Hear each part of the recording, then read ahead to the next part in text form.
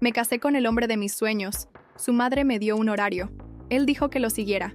Así que planeé mi fuga.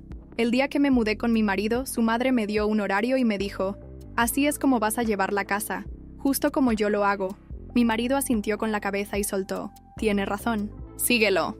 Yo sonreí y le entregué mi propio papel. Lo leyó. Y de repente empezó a suplicarme que no me fuera.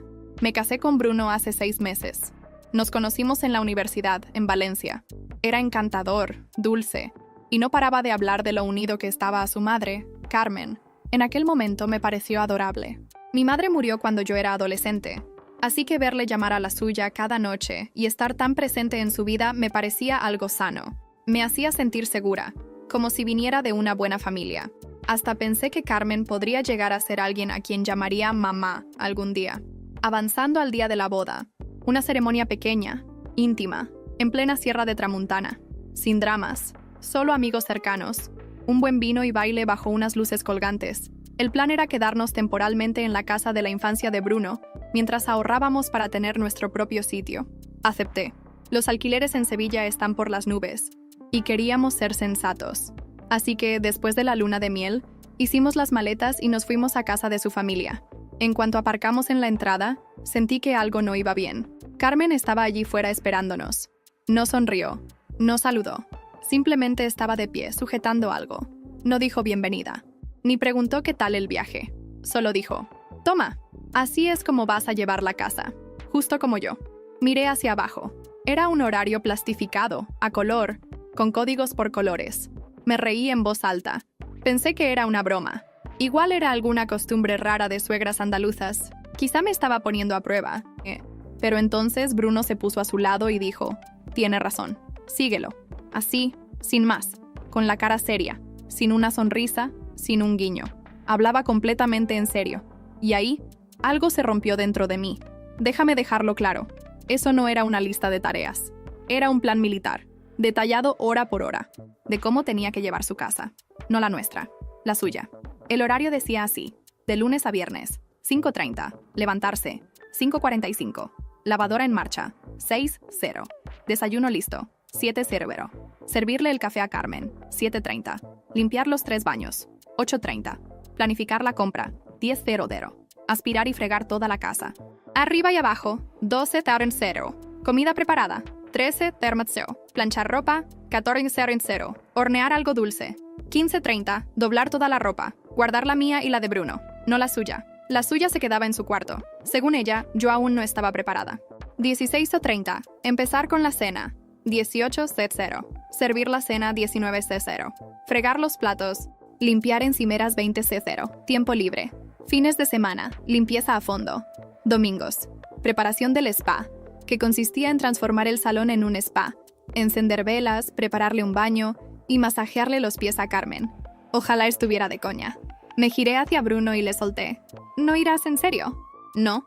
Su respuesta literal fue, ahora formas parte de la familia. Todos tenemos un rol. Este es el tuyo. No sé qué cara puse, pero Carmen dio un paso al frente y dijo, si esto va a ser un problema, mejor que vuelvas a casa de tu madre. Y ahí fue cuando Bruno se acercó. A ella, no a mí. No dijo ni una palabra para defenderme. No intentó explicarse ni suavizar nada. Simplemente se quedó ahí, plantado. Y ahí supe. Estaba sola en esa casa. Así que sonreí, asentí y dije, perfecto, lo voy a tomar muy en serio. Pasé la noche despierta en la habitación de invitados que me habían asignado. Sí, la de invitados. Dijeron que solo dormiríamos en el dormitorio principal cuando yo demostrara que era una buena esposa. Como si fuera un ascenso en un trabajo retorcido. Me quedé mirando el techo y tomé una decisión. Si querían horarios, pues iban a tener uno. Así que abrí el portátil y escribí el mío. A las 3 de la mañana, creé un horario titulado Plan de salida. Día 1. Actuar con naturalidad, no resistirse. Dejar que crean que tienen el control. Empezar a recopilar capturas de pantalla, conversaciones, normas, grabaciones. Día 3. Preparar una mochila con lo esencial. Lo demás, que se quede. Día 4. Hablar con una abogada. Día 5. Enviar este horario a Bruno y a su madre con un gracias por la experiencia. Lo imprimí, lo doblé y lo metí en la maleta. Seguí el plan al pie de la letra. Me levanté temprano, hice huevos con tostadas y le serví a Carmen su café, tal y como le gustaba. Una cucharada de azúcar, un chorrito de nata, en taza de cristal, no de cerámica. Bruno se fue a trabajar a las 7:45 de la mañana. Ni me miró. Carmen se pasó toda la mañana detrás de mí, corrigiéndome cada cosa. Pasa también el aspirador por las cortinas. ¿No te lo dije ya? Así no se dobla. A Bruno le gusta que sus camisas estén apiladas en vertical. ¿Has mirado la temperatura del frigorífico? Aquí se hace 2 veces al día. Yo asentía con la cabeza, sin decir nada. A las 2:30 empecé a grabar con el móvil. Lo dejé sobre la mesa, grabando notas de voz. Y conseguí grabarla diciendo: nunca vas a llevar esta casa como la llevo yo. Pero si te esfuerzas lo suficiente, quizá Bruno no te deje como a su ex. ¿Perdona? ¿Su ex? Esa noche, cuando ella se fue a la cama, bajé al despacho que había en la planta baja y me puse a indagar un poco. Encontré unos correos antiguos de Carmen, impresos y dejados sobre la mesa. La curiosidad pudo conmigo. El asunto de uno de los correos decía: sobre el compromiso anterior de Bruno. Hice clic. Resulta que Bruno había estado comprometido antes. Pero aquello se rompió a los 2 meses de que la chica se fuera a vivir con Carmen. Se hablaba de falta de límites, presión emocional y hasta un colapso leve.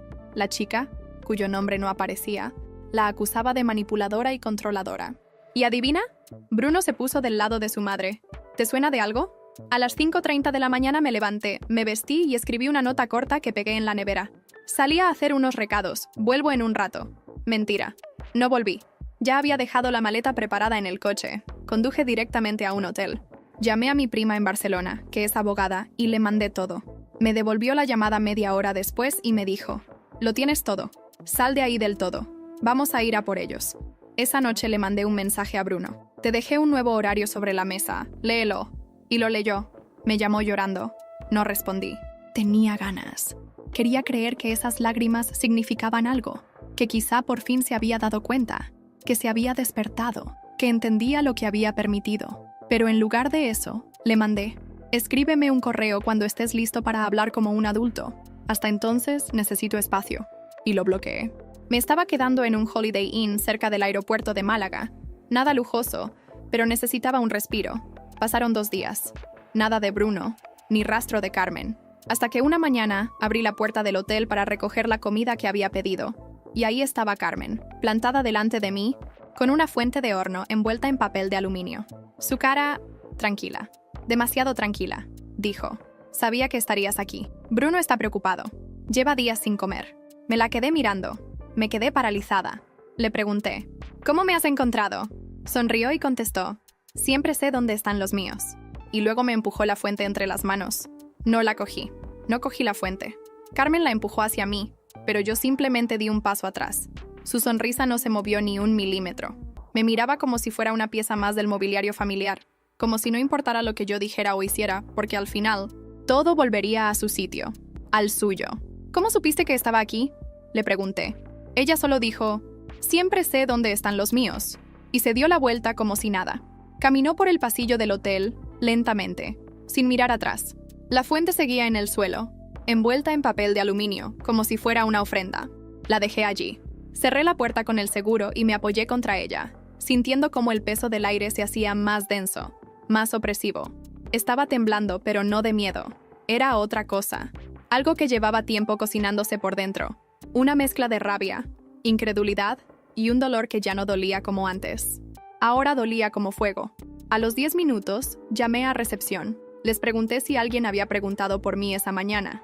La recepcionista dudó, pero terminó contándome que una mujer había venido preguntando por su nuera. Le mostró una foto mía. Le dijo que había habido una discusión familiar, que yo estaba deprimida, que era importante encontrarme. ¿No le parece eso grave?, le dije a la recepcionista. Esa mujer no debería haber sabido que estoy aquí. Usé otro nombre. Lo siento mucho, señora. Fue un error. Pensamos que era su madre. No la culpo. Carmen sabe parecer dulce cuando quiere. Sabe cuándo sonreír, cuándo llorar, cuándo mostrar una preocupación tan sincera que hasta tú empiezas a dudar si estás exagerando. Pero no, no lo estaba. Y esa visita fue una declaración de guerra. Llamé a Lara, mi prima abogada. Te dije que ella no se detendría, dijo. Vamos a por la orden de alejamiento ya. Voy a necesitar tus audios, los mensajes, todo. Esa noche no dormí. Me pasé horas escuchando las notas de voz que había grabado en casa, reviviendo cada frase humillante, cada corrección, cada mirada vacía de Bruno. Seleccioné las más claras, las organicé por día y redacté un informe. A las 5 de la mañana, Spotting Sound tenía un archivo PDF de 30 páginas y un correo electrónico listo para enviar. Pero antes de hacerlo, miré mi teléfono. Había 3 llamadas perdidas de Bruno y un mensaje de voz. Sé que mamá fue al hotel. No era para tanto, solo quería hablar contigo. ¿Podemos vernos? Yo solo... no puedo comer. No puedo dormir. No puedo respirar sin ti. Por favor, no me dejes como a ella. Como a ella. ¿A quién? ¿Su ex? ¿Su madre? Respondí con una única frase. Estoy enviando todo esto a un juez. Espero que estés listo para hablar con él también. Lo envié. Respiré. Y justo cuando creí que había terminado, llegó un correo nuevo. Sin asunto. Solo un archivo adjunto y una línea. Yo también viví con Carmen. No eres la única. Te puedo probar cosas que ni tú sabes. Abrí el archivo. Y ahí estaba. Una foto de Bruno, con otra mujer. En la misma casa. En el mismo sofá donde yo solía sentarme. Al fondo, Carmen, sosteniendo una taza de café, sonriendo. Abrí el archivo. La imagen era antigua, de al menos 5 o 6 años. Pero no había duda. Era Bruno, más joven, con el pelo un poco más largo. Y esa sonrisa que al principio me había desarmado. Estaba sentado en el mismo sofá que compartimos durante los primeros días en la casa de su madre. A su lado, una mujer rubia, de ojos grandes y sonrisa nerviosa. Y detrás, como una sombra decorativa, Carmen, de pie, observándolos, con una taza de café en la mano, y esa expresión que no era sonrisa, era algo peor, era satisfacción. No pude evitar sentir una punzada en el estómago. ¿Cuántas veces se había repetido esta historia? ¿Cuántas antes de mí? ¿Y cuántas después si no me hubiera ido? Respondí al correo. ¿Quién eres? Pasaron apenas 3 minutos. Otra respuesta, esta vez más directa. Soy Laura. Estuve comprometida con Bruno en 2019. Me fui después de 4 meses viviendo con Carmen. Sé exactamente lo que estás pasando. Tengo pruebas, grabaciones, correos, notas médicas. Bruno me hizo dudar de mi salud mental. Ella me aisló. Y sé lo que hizo después conmigo. ¿Quieres hablar? Le pedí su número. No sabía si estaba preparada, pero sabía que necesitaba escucharla. La llamé esa misma noche. Su voz temblaba, pero no de miedo, de furia. Gracias por llamarme. No sabes cuántas veces he querido hacer esto. Hablar con alguien que entienda, que haya pasado por lo mismo. ¿Qué fue lo que pasó contigo? Le pregunté. Todo empezó igual, dijo. Él era perfecto, dulce, detallista, adoraba a su madre. Y cuando me dijo que nos quedáramos un tiempo en su casa, me pareció lógico. Sevilla es carísima. Yo acepté. Claro que sí. Estaba enamorada. Respiró hondo. Y desde el primer día, Carmen me entregó un horario. El mismo. Lo reconocí en tu publicación. Las mismas horas. Las mismas reglas. Incluso lo del spa, los domingos. Pensé que me estaba volviendo loca. ¿Y Bruno? Nada. Era como si Carmen hablara por los dos. Y cuando discutíamos, él me decía que no entendía por qué no podía adaptarme. Una noche me encerré en el baño y escribí una carta para mí misma, para no olvidar quién era. Cuando la encontró, Carmen la leyó y le dijo a Bruno que yo necesitaba ayuda profesional. ¿Sabes qué hizo? Me llevó a una psiquiatra amiga de su madre. Me recetaron ansiolíticos. Y cuando decidí irme, él me dijo que estaba destruyendo su familia, que lo nuestro había sido un error. Me quedé en silencio. Era como escuchar mi propia historia, solo que peor. Tengo una carpeta, continuó. Documenté todo. ¿Puedo enviártela? Le dije que sí. Y a los 10 minutos, tenía en mi bandeja de entrada más de 20 archivos. Grabaciones, fotos, capturas de pantalla. Una incluso mostraba un mensaje de Carmen a una tercera mujer. Esta también se fue. ¡Qué decepción! No era material de esposa. Tendremos que esperar a la siguiente. La siguiente. Era yo. No dormí esa noche. Ni la siguiente. Mi cabeza no paraba de girar. ¿Cuántas mujeres habíamos sido la siguiente? ¿Cuántas habíamos sido seleccionadas, evaluadas, entrenadas y luego descartadas como si fuéramos empleadas fallidas de un programa secreto? Volví a llamar a Lara. Necesito que pidas un informe completo. Historial de compromisos legales, denuncias, lo que sea. Y si puedes, empieza a buscar a más ex. Esto no fue un matrimonio fallido, fue un patrón. ¿Estás segura de querer seguir con esto? Me preguntó ella. Estás abriendo una caja que puede doler mucho más de lo que imaginas. Ya no me duele, ahora me da rabia. Colgué. Y justo cuando pensé que nada más podía sorprenderme, recibí una carta física en el hotel, sin remitente. Dentro había una copia impresa del registro civil, y subrayado con marcador amarillo, el nombre de Bruno, casado. Pero no conmigo. La fecha era de 2018. No sabía cuánto tiempo estuve mirando ese papel. El nombre de Bruno, claramente escrito. Su DNI. El lugar. Sevilla. Y al lado, en la línea donde debía estar mi nombre, otro. Isabel María Vargas Pérez. Una mujer de la que jamás había oído hablar. La fecha del matrimonio era de 2018. Es decir, un año antes de que conociera a Bruno en la universidad. Me temblaron las manos. No por celos, no por dolor, sino por el eco que esa revelación provocaba en mi memoria. Él siempre decía que había tenido una relación seria antes de mí, pero que no había funcionado por incompatibilidades, que su madre lo había apoyado mucho durante esa ruptura. Mentiroso. Mentiroso con cara de niño bueno. Me levanté de la cama como impulsada por una fuerza mecánica. Agarré el móvil y llamé a Lara de nuevo. Bruno estaba casado, antes de mí. Nunca lo dijo, nunca lo mencionó. ¿Estás segura? Tengo el papel en la mano. Voy a investigar. Pero escúchame, si esto es lo que parece, puedes presentar una denuncia por falsedad si él mintió en cualquier documento oficial. Especialmente si firmaste algún papel matrimonial sin saber que él tenía un historial previo no declarado. Me senté de nuevo. El mundo se estaba desmoronando, pero yo no estaba rota. Ya no. Ahora cada verdad me daba más razones para no volver atrás. Minutos después, volví a escribirle a Laura. ¿Conociste a Isabel? Su respuesta fue instantánea. No. Carmen decía que Bruno había tenido una novia muy inestable, que se fue del país después de arruinarle la vida. Pensé que era solo una forma de desacreditarla, pero nunca me imaginé que estaba casado. La palabra inestable se repetía como un mantra en esa casa. Así calificaban a toda mujer que decidía marcharse. Era su forma de borrar cualquier historia anterior, de reescribir el pasado. Esa noche, volví a revisar los audios. Encontré uno en el que Carmen decía algo curioso. A las verdaderas esposas hay que entrenarlas porque no vienen hechas. No como aquella. Esa pensaba que el anillo le daba poder. Me puse a temblar. No lo decía como una metáfora. Lo decía con asco, con rabia. Y ahora entendía por qué. Llamé a un contacto que tenía en el ayuntamiento, una antigua compañera de universidad que trabajaba en registro civil. Le pedí algo que me daba vergüenza pedir, pero lo hice igual. ¿Podés conseguirme el certificado de divorcio de Bruno Martínez Jiménez e Isabel Vargas Pérez? ¿Divorcio? No me suena. Espera que miro. La pausa fue eterna. Y cuando volvió, me dijo algo que me dejó en blanco. No hay registro de divorcio. Siguen casados. Colgué sin responder. Me faltaba el aire. Estaba legalmente casada con un hombre que ya estaba casado. Todo lo nuestro, nuestra boda, no era más que un teatro, un montaje. La rabia me atravesó el pecho. Abrí mi correo. Escribí un mensaje rápido a Bruno. ¿Me podés explicar cómo es que seguís casado con otra mujer? Le di enviar. Y justo entonces, mientras miraba mi bandeja de entrada, entró otro correo. Era de una cuenta desconocida. El asunto decía, ella también está viva y está lista para hablar. El archivo adjunto. Un audio. Lo abrí y escuché la voz de una mujer, firme, contenida, casi militar. Me llamo Isabel Vargas. Y sí, sigo casada con Bruno. Y tengo muchas cosas que contarte, antes de que sea demasiado tarde. Isabel tenía una voz afilada, seria. Había algo en su forma de hablar que me puso en alerta desde el primer segundo. No era una víctima cualquiera. No era frágil. Era alguien que había vivido el infierno y había sobrevivido.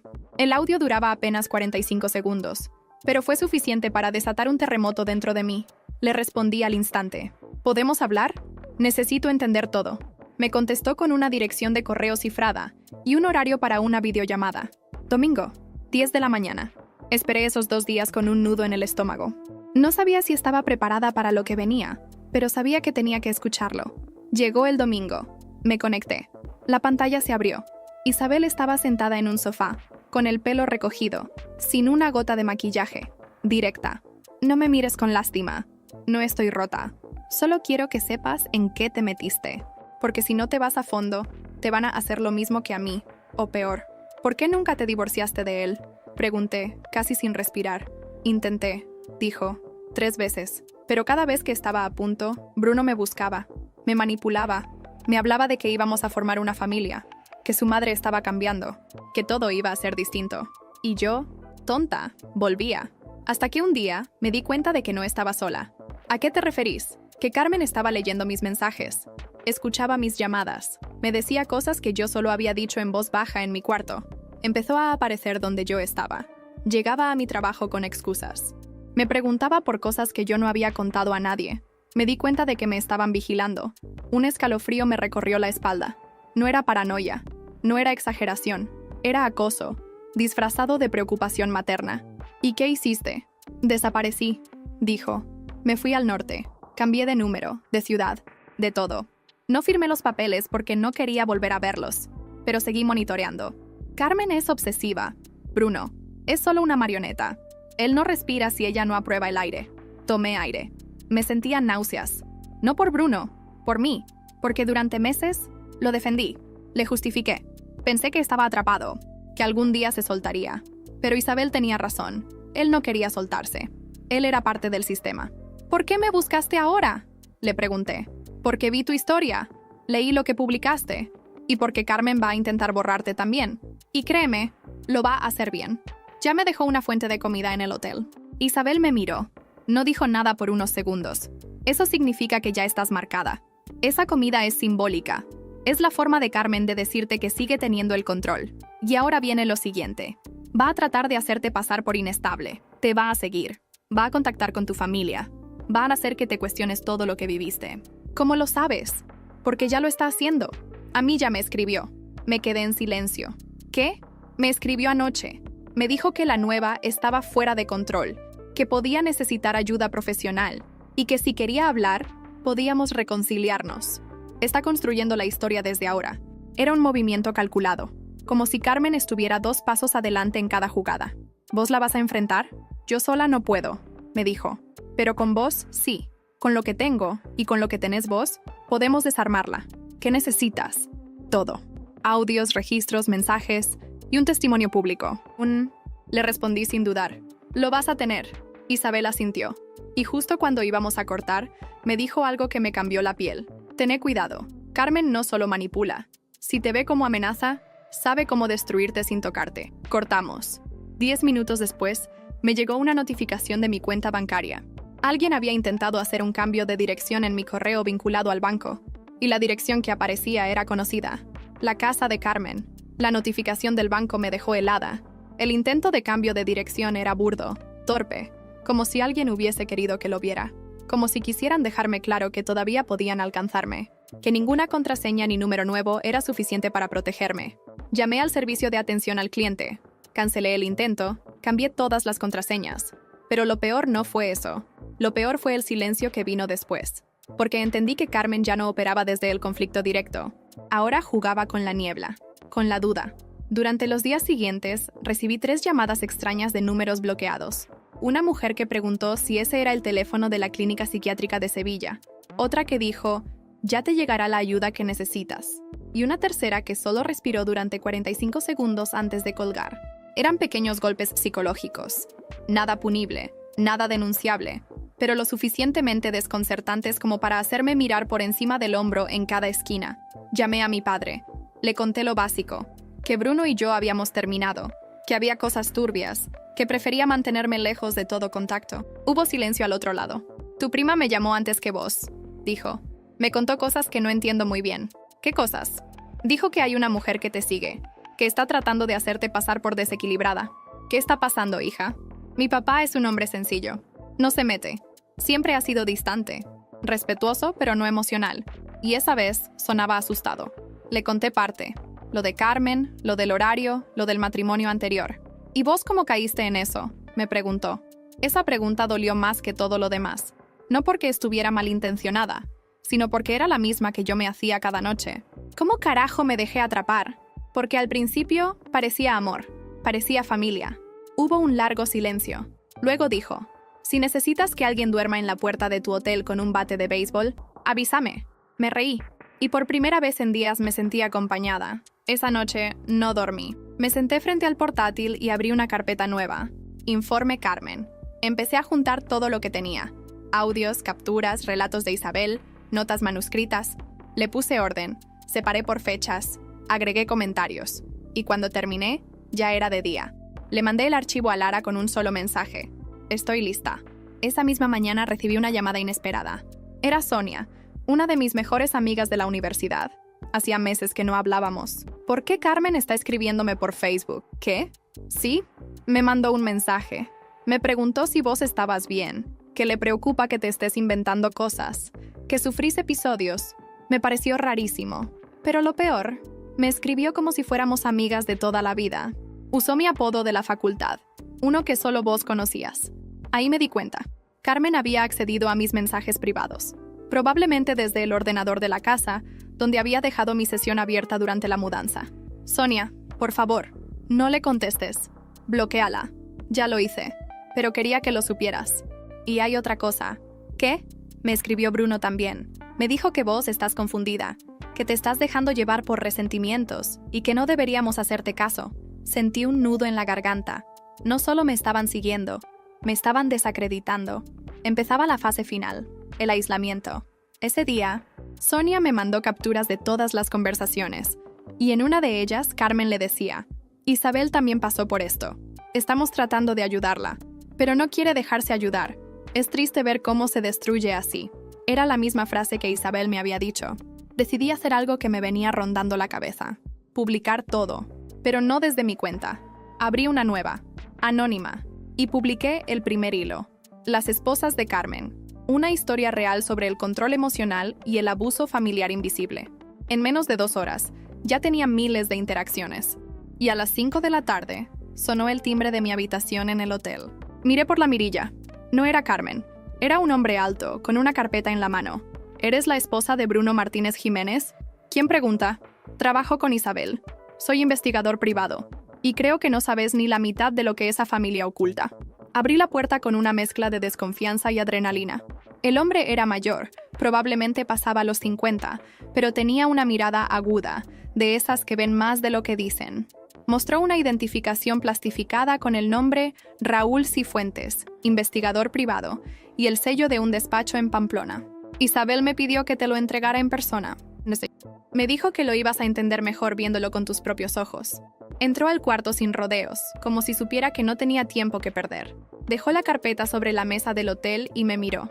No estás sola en esto, pero tampoco estás preparada para lo que vas a leer. Abrí la carpeta. Lo primero que vi fueron fotos. Imágenes antiguas, algunas en blanco y negro. Carmen, mucho más joven, con otro hombre, con un niño pequeño, que debía ser Bruno, en brazos. Luego, documentos, certificados de nacimiento, extractos bancarios, una orden judicial que nunca fue ejecutada.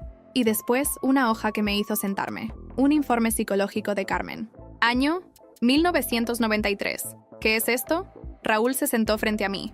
Carmen fue internada por un colapso nervioso severo hace más de 30 años. Diagnóstico: trastorno de personalidad narcisista con rasgos obsesivo-compulsivos. Fue dada de alta tras 6 meses, pero nunca volvió al sistema. Se mudó de ciudad, cambió de apellido legalmente, se rearmó una vida desde cero. ¿Y nadie la detuvo? ¿Nadie se dio cuenta? Raúl negó con la cabeza. Es inteligente, no deja rastros, pero hay más. Pasó a la siguiente sección del dossier.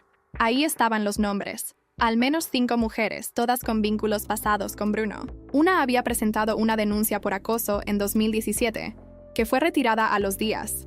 Otra había sido hospitalizada tras un episodio de ansiedad grave. La tercera había desaparecido del radar. No había registro de ella desde 2020. ¿Qué le pasó a esta? No lo sabemos. Se llamaba Teresa Monfort. Vivió con Bruno durante 2 meses. La última vez que usó su tarjeta fue para comprar un billete de tren a Galicia. Nunca llegó. Sentí una presión en el pecho. Algo denso, oscuro.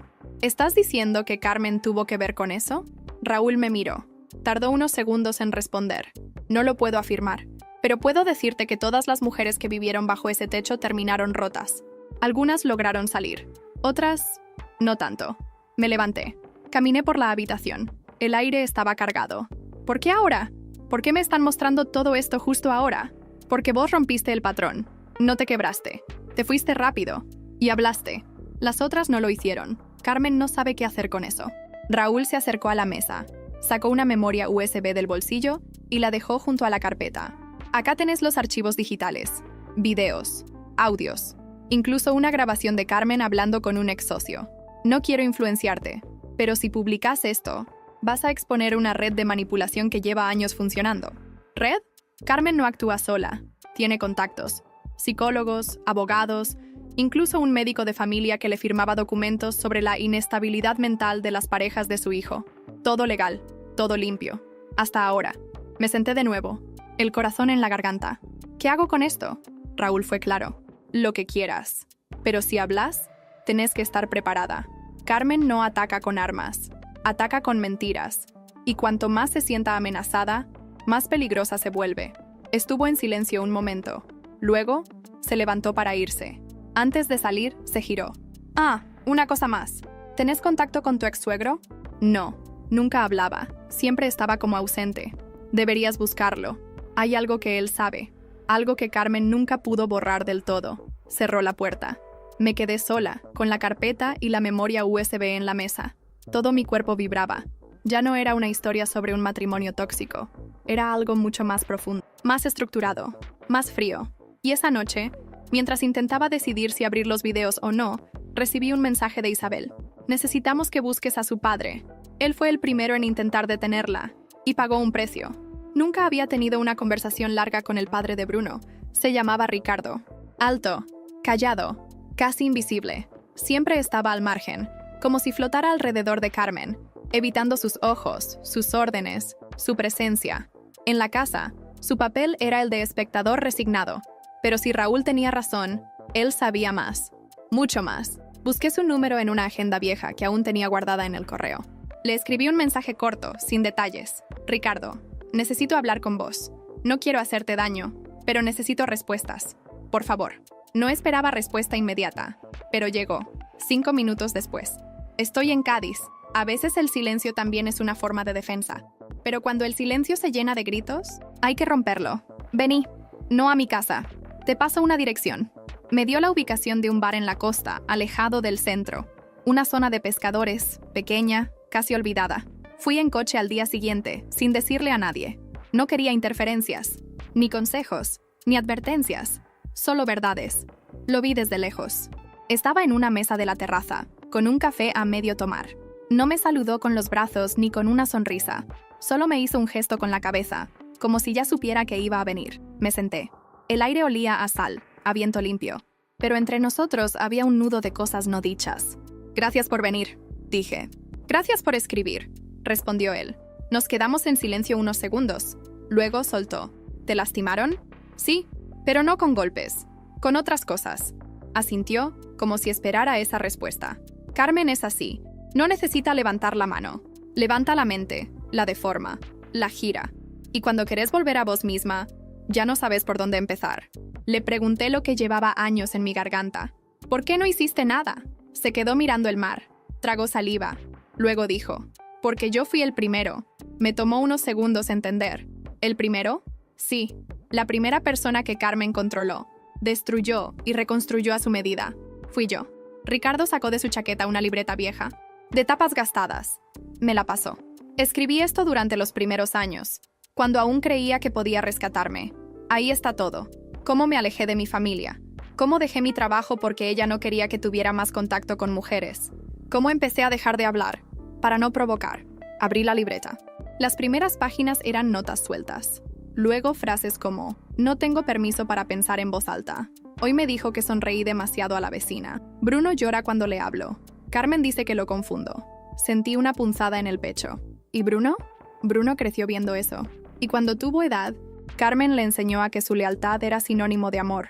Lo crió para ser su soldado, para protegerla incluso de las mujeres que decía amar, como vos, como las otras. Me miró por fin, y sus ojos estaban húmedos. Bruno no es un monstruo, pero tampoco es inocente. Él decidió mantenerse ciego, como lo hice yo, hasta que ya no pude más. ¿Por eso te alejaste? No me alejé. Me sacaron. Me dejaron al margen. Soy una pieza que ya no sirve. Pero no me fui del todo. Seguí observando. Y cuando vi que habías escapado, supe que era ahora o nunca. Saqué mi móvil.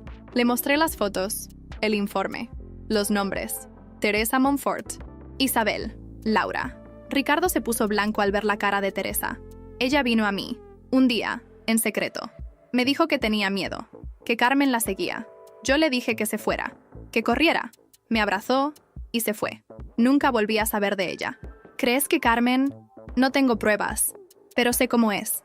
Si no puede tenerte, se asegura de que nadie más lo haga. El silencio nos ahogó por un momento. Luego le pregunté lo que me quemaba en la boca. ¿Estás dispuesto a hablar? ¿Públicamente? Ricardo no respondió de inmediato. Miró la libreta, luego a mí. Si vos lo haces, yo también. Ya no tengo miedo. Solo vergüenza de haber tardado tanto. Nos levantamos.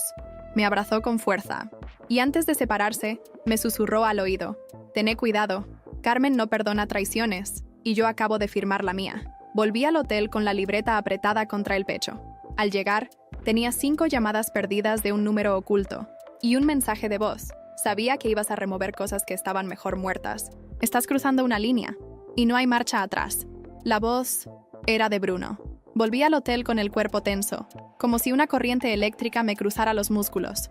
El mensaje de Bruno seguía repitiéndose en mi cabeza. Estás cruzando una línea. Y no hay marcha atrás. Su tono no era el del chico dulce de la universidad. Era frío, seco.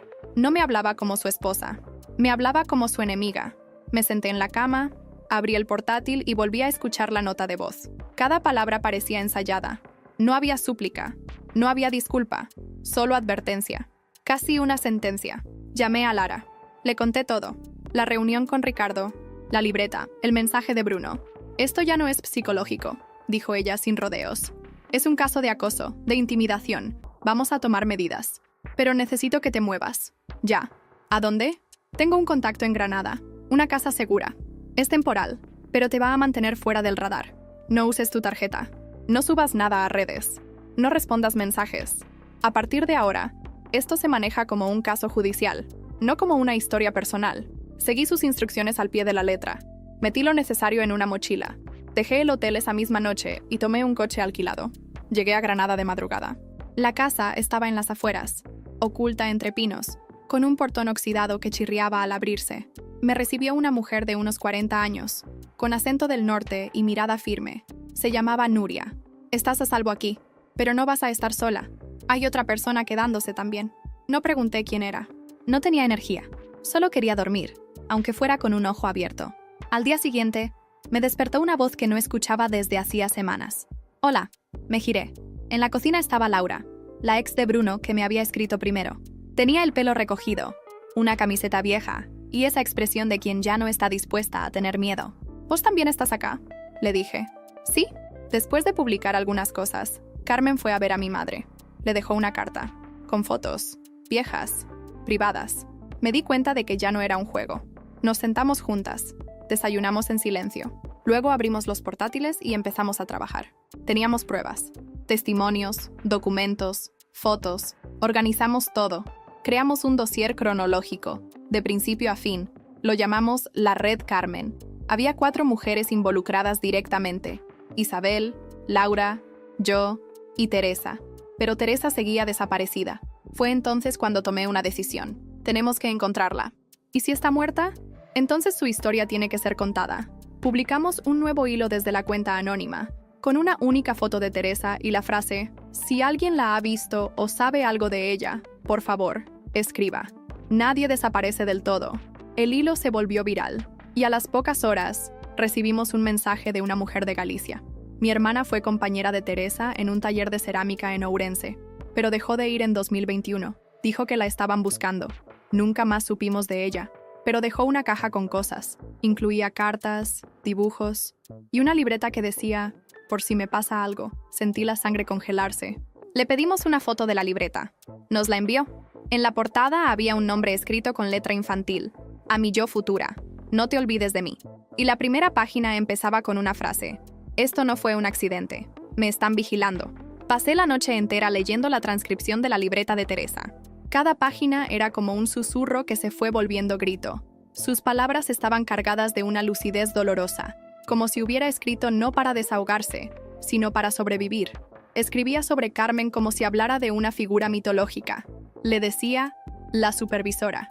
Describía cómo, desde la primera semana en esa casa, empezó a sentir que su día no le pertenecía, que cada gesto era evaluado, que Bruno no discutía, pero tampoco protegía, que no existía un nosotros, solo un ella. ¿Y cómo se hace en esta casa? Una entrada, fechada 2 semanas antes de su desaparición, me dejó la piel erizada. Hoy encontré mi diario roto en la basura.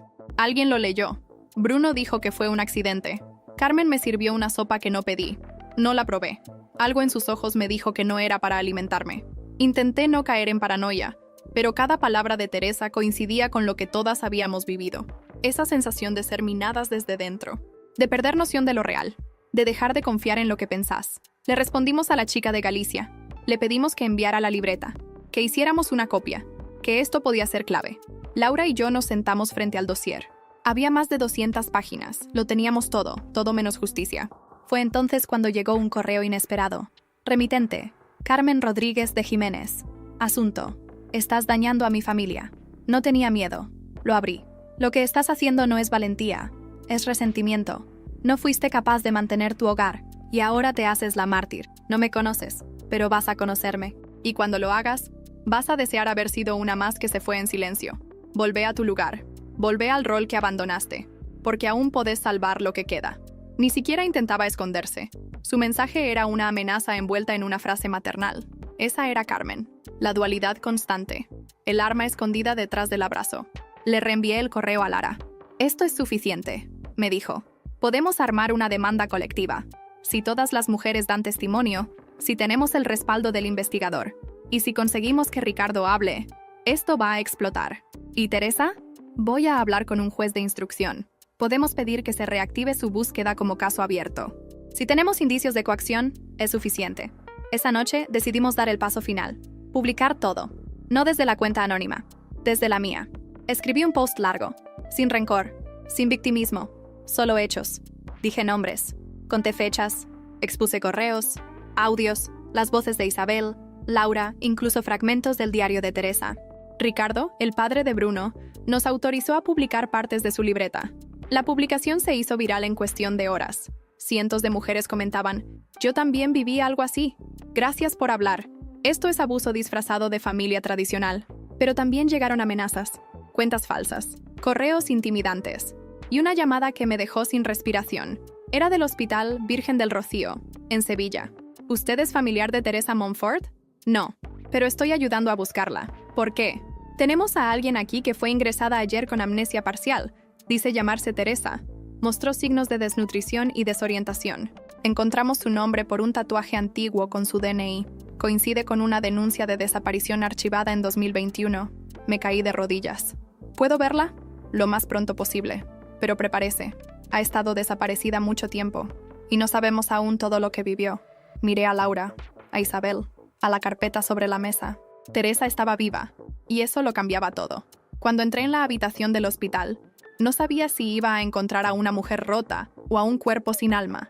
Pero cuando vi a Teresa sentada en la cama, con la mirada vacía pero viva, supe que algo, por mínimo que fuera, seguía intacto.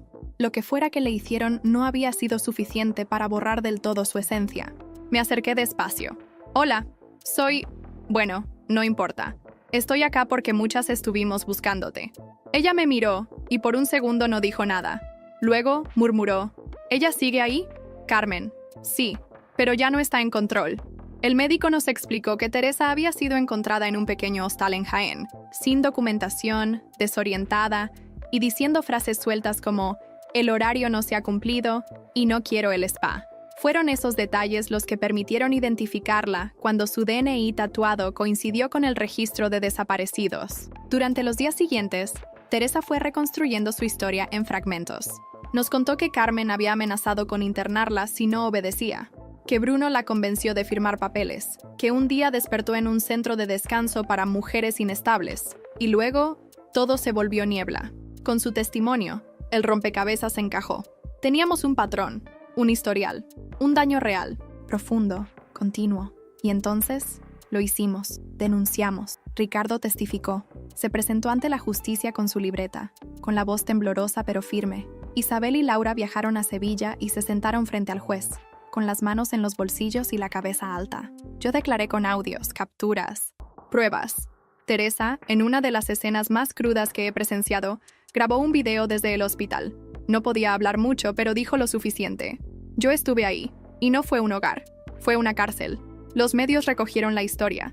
Titulares como «Red de abuso psicológico en Sevilla, una familia bajo investigación» empezaron a circular. El foco no era solo Carmen, sino el modelo de violencia doméstica invisible que ella representaba, la que no deja moretones, pero deja grietas. Carmen fue citada a declarar. Se presentó con un abogado, el mismo que alguna vez firmó certificados médicos para desestabilizar a sus nueras. Pero esta vez, algo había cambiado. Ya no era la mujer que dominaba una casa con horarios plastificados. Era una señora nerviosa, con gafas oscuras y la boca apretada. Bruno no apareció. Estaba en tratamiento psiquiátrico, según su madre. A nadie le sorprendió. Pero un mes después, recibí una carta manuscrita. Era de él. No espero que me perdones. Solo quiero decirte que al final entendí. Y fue tarde. Demasiado tarde. Pero vos fuiste la única que no se quedó callada. Gracias por eso. No le respondí. No hacía falta. Carmen fue procesada por coacción psicológica, falsificación de documentos y abuso continuado. No fue a prisión. La justicia tiene sus límites. Pero fue condenada a terapia obligatoria y se le prohibió acercarse a cualquier denunciante. Su nombre quedó marcado. Sus círculos sociales, vacíos. La matriarca perdió su reino. Bruno ingresó en una clínica privada. No volvió a contactar más allá de esa carta. Según Isabel, ahora vive con un primo lejano, sin contacto con Carmen. Fue diagnosticado con dependencia emocional severa. Algunos dirían que fue víctima. Otros, cómplice pasivo. Yo ya no necesito definirlo. Ricardo volvió a hablar con su familia de origen. Se mudó al norte, donde ayuda en una asociación de hombres que han vivido relaciones abusivas. Nos sigue mandando mensajes de apoyo cada semana, firmados siempre con lo mismo. Gracias por sacarme del silencio. Laura abrió una página que brinda contención a mujeres atrapadas en entornos familiares tóxicos. Se volvió referente en redes. Fuerte, sólida, libre. Isabel logró finalmente su divorcio. Con pruebas, con fuerza, con un equipo detrás. Volvió a trabajar en el rubro de la salud mental. Dice que quiere ayudar a mujeres que un día fueron como ella. Teresa está en proceso. Va despacio. Hay días que no recuerda cómo se llama. Otros en los que hace chistes sobre el spa de los domingos. Pero sonríe. Y eso ya es un milagro. Yo ya no tengo miedo de decir mi nombre. Escribí un libro, di charlas, abrí una fundación. Pero más importante aún, cada vez que veo a una mujer dudar de su intuición, me acerco y le digo, si sentís que algo no está bien, es porque no lo está. No espero justicia perfecta. Solo que no se repita. Porque a veces el acto más poderoso de todos no es escapar, es hablar. Y no callar nunca más.